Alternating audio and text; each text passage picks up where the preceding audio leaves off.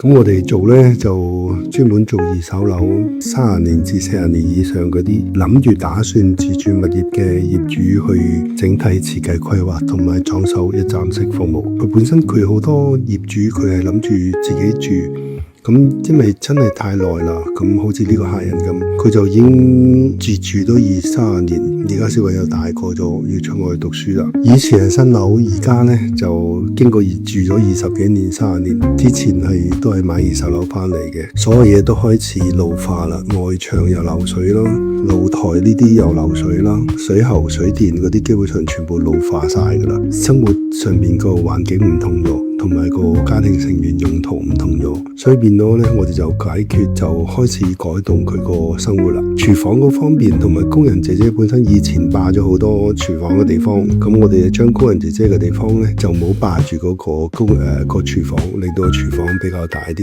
同埋個儲物量會多啲。再加埋本身廁所其實亦都令到廚房同埋頭房個用途冇咁大，所以變咗都會將廁所個用途個門口改動，跟住之後亦都可以騰空偷啲位置，可以 cover 到嗰個工人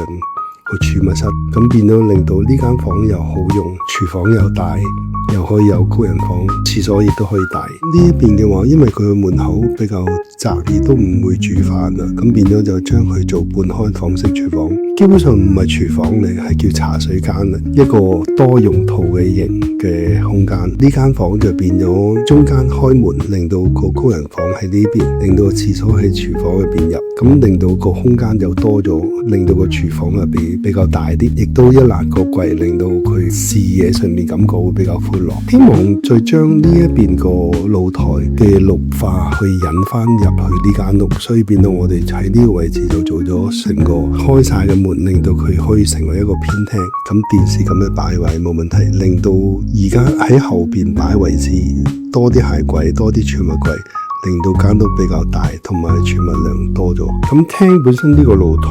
其實真係好浪費外邊嘅環境啦，再加埋隔離屋嗰啲用途，成日都聽到啲冷氣嘈，再加埋本身亦都唔需要好似以前咁驚啲小朋友安全，所以變到呢個位置其實係騰空咗出嚟做一個儲物嘅地方，解決咗個隔離屋嗰個冷氣嘅問題。呢間房可以通咗出嚟呢個露台，咁令到好似冇乜私隱，所以變到我哋就喺呢個位置拉直咗佢，令到主人房可以有一個工作室，亦都有一個叫做戶外嘅 relax 嘅地方。主人房嘅用途亦都令到好逼同埋好多嘅三尖八角，所以變到我哋喺呢個位置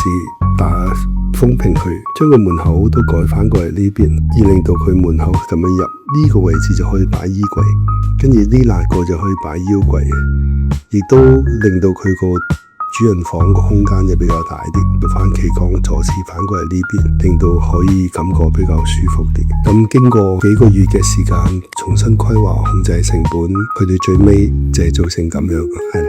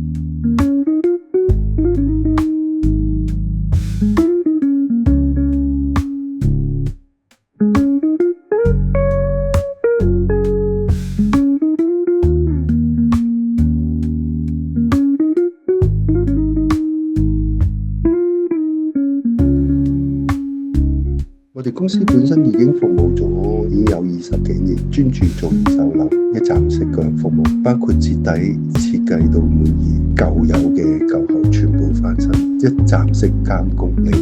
設計同埋完成係一模一樣。再加上我哋有5年嘅結構保養，想徹底解決一間屋，令到自己可以安心入住，可以住得耐啲嘅話，可以揾我哋傾下。